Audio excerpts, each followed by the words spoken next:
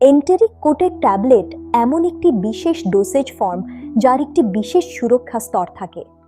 পাকস্থলীতে যখন এই ট্যাবলেটটি পৌঁছায়, এর শক্তিশালী এন্টেরিক কোটিং পাকস্থলীর অ্যাসিড থেকে ভেতরের ওষুধকে সুরক্ষিত রাখে।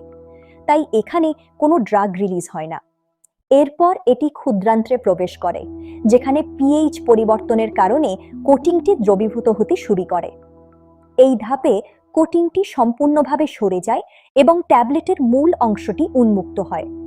তারপর শুরু হয় ডিসইন্টিগ্রেশন, যেখানে ট্যাবলেটটি ছোট ছোট দানায় বিভক্ত হয়। ক্ষুদ্রান্ত্রের তরলে এই দানাগুলো মিশে গিয়ে ডিসলিউশন বা দ্রবীভূত হওয়ার প্রক্রিয়া সম্পন্ন করে। অবশেষে ক্ষুদ্রান্ত্রের ভিলায়ের মাধ্যমে ওষুধের অণুগুলো রক্ত সঞ্চালনে শোষিত বা অ্যাবজর্ব হয়। এন্টেরিক কোটিং মানেই সুরক্ষা এবং সঠিক স্থানে ড্রাগ রিলিজ। সাধারণ এন্টেরিক কোটিং পলিমারগুলোর মধ্যে রয়েছে সেলুলোজ অ্যাসিটেট থ্যালেট এবং ইউড্রাজিট এল ও এস।